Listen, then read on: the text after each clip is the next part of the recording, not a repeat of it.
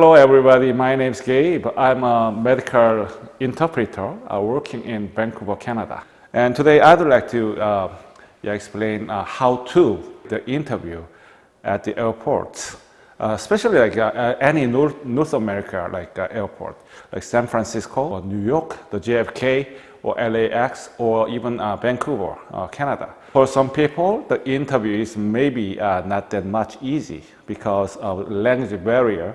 Or even though you don't have any language barrier, but sometimes the border guard asks some weird questions that you have to answer. So, however, there are about 8 common types of questionnaires that border guard ask you. I'd like to introduce Chelsea. She has a lot of experience like across the border, especially like most of European country, and then some Asian country as well. So, hey Chelsea, can you please introduce yourself? Hello, my name is Chelsea, and as he has mentioned earlier, I do have a lot of experiences in traveling all over the world, starting from just everywhere in America and Canada, and then Europe recently and in the past as well, and then Korea as often as I can. Thank you, Chelsea. Thank you so much for sharing your experience to the viewer on my YouTube channel. And then, the first thing first, that the most common type of questionnaire could be, may I see your passport, right? It means like they need some type of identification to verify your identity. So these days, most of the passport carries the electronic chips embedded in the passport.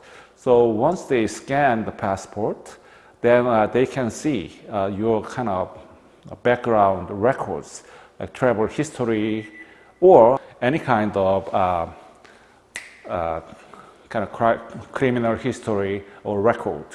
So on the basis of those records, the border guard will ask you what type of person you are by asking the real-time interview with you, so that they're gonna decide to grant your entry or kind of reject.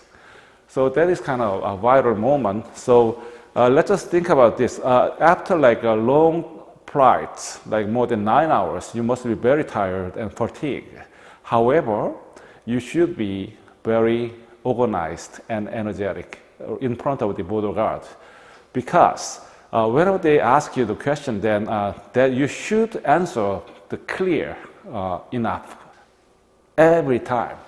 So if you just give them an answer, something like vague term, then it makes them feel like, oh, this person have something kind of try to hide, and then kind of start to having some thought or doubt about you, right? The most concern these border guards might have is that if you are the one who potentially stay in their territory illegally or not, right? They try to screen out some people by doing interview, see if this person could be illegal alien. So that is going to be the first question that the border guard might ask you, right?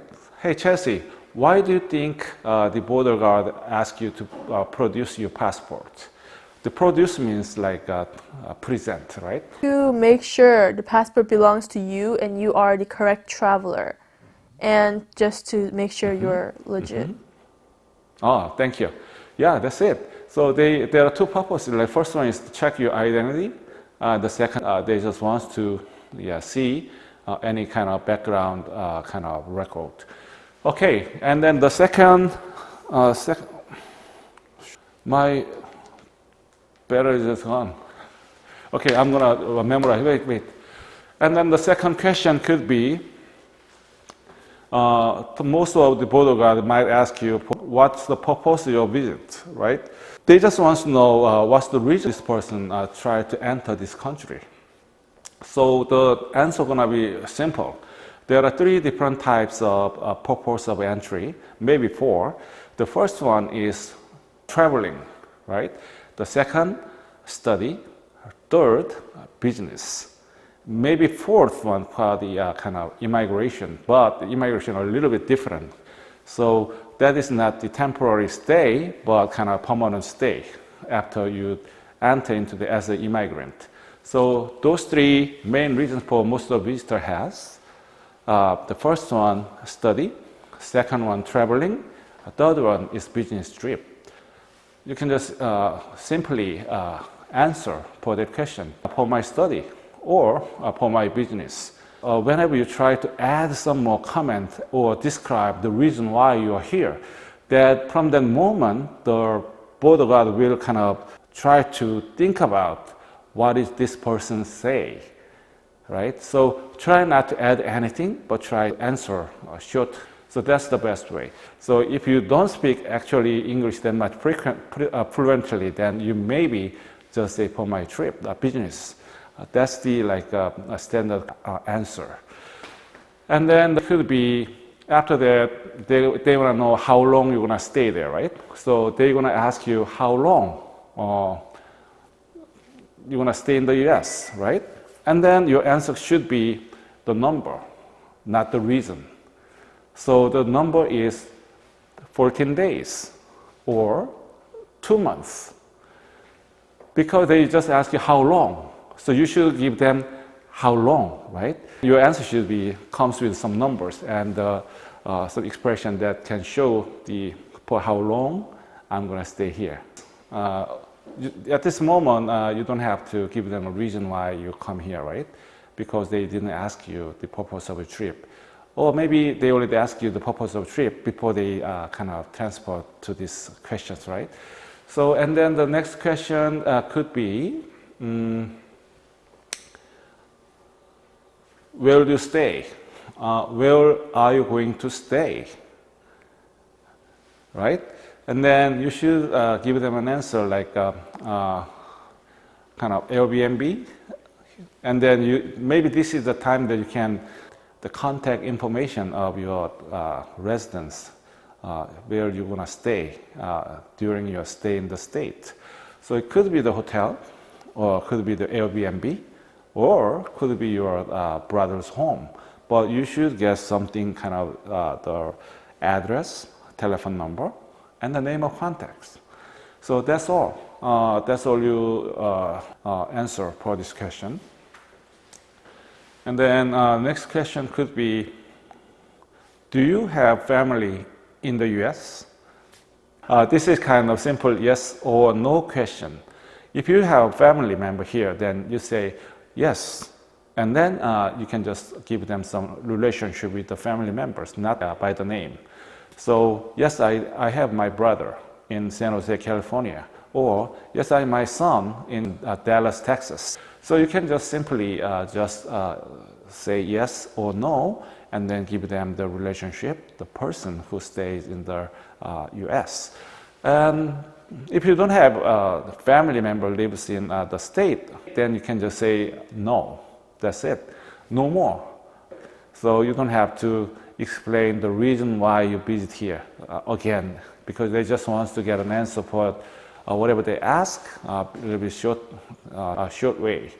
Hey, Chelsea, can you please share one of your experience that you crossed the border in Europe, and then can you share one of the episodes that you might have? Yeah, actually, there's actually one funny story.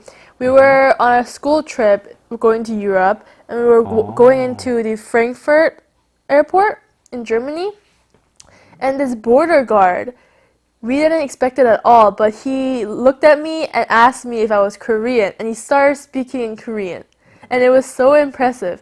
And then the friend who was behind me in line, she was Chinese, and he also spoke in Chinese to her, and like he spoke in fluent Korean and Chinese. Oh, really? And that was like, yeah, and that was like very impressive because I did not expect that at all. That was like crazy. So like I think the moral of the story, you shouldn't be speaking or bad about anybody around you, because in case they do understand you.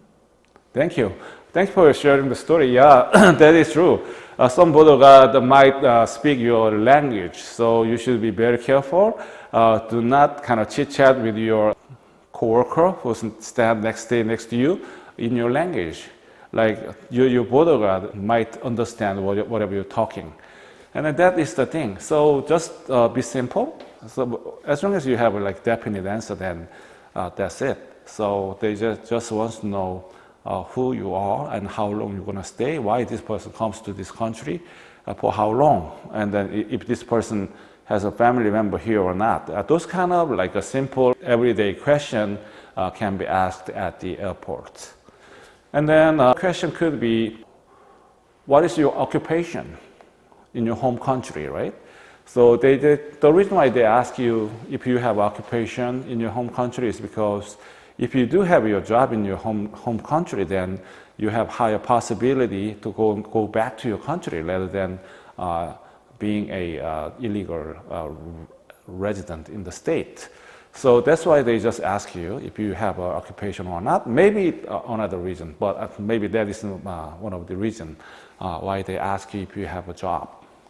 And if you have no job, then no worries. You can just say, no, I'm not working at this moment. Maybe the bodyguard asks you further question, and what do you do for living? Then, yeah, my parents support me. So, yeah, this is kind of simple question that you should like give back and forth. So, whenever the key over here is whenever the bodyguard doesn't ask you the question, then kind of you should not add any addition. Don't be an extra, right? That is the most important thing. That you should keep on track, try to focus on the question, and try to answer short and have a good attitude as well. Yeah, those are the kind of most of common questions. So one of your strategies that you don't have to spend a longer time with in front of bodyguard is that maybe you can answer certain question number 1, 2, 3 all at the same time. So you can answer those questions all at once. For example, what's the purpose of your trip? Oh yeah, I'm here to visit my brother in Houston, Dallas for 12 days, and then I'm going back to my country. So now you already answer for the 3 different questions already. So, and then the bodyguard might not ask you any more questions. Hey, okay, have a nice time, and they can just let you go. So in my case, I do many different kinds of secondary inspection as a Korean interpreter over the phone mostly. So because we do have a contract, so I cannot disclose many background kind of details here in my clip, but the most of questionnaires are kind of just those 7 to 8 different questions that we can just answer as a common sense. So the most important thing is that give them the impression as a positive person who is not going to stay illegally, and you are going to definitely go back to your country, and that's it. And you have a return tickets, and you have a record where you're going to stay. That's all you need to let them know. So please don't be scared, and then take a deep breath, and then try to be kind. When they ask you, hey, may I see your passport? And you may open that biographic page where your picture and the name and date of birth inside, right? And then hand it over to the bodyguard. Then imagine the bodyguard maybe have to flip that page 1,000 times in his entire shift. So maybe that is one of the favor that you can do for the bodyguard. So that those kind of small kindness, right, and consideration, and then try not to be scared and do not answer awkwardly, right? So try to make your answer simple, and then try to be kind of cooperative, and then try to be obvious that I'm going to go back to my country. That's it. So yeah, I wish that everybody, this is going to be my second clip in English version, because I already published my first clip in Korean version. So please have a nice trip. I wish everybody can pass the interview smoothly so that they can finish their entire itinerary without any kind of discomforts. Yeah, have fun, and then yeah, I will see you guys from my next clip. Thank you. Bye-bye.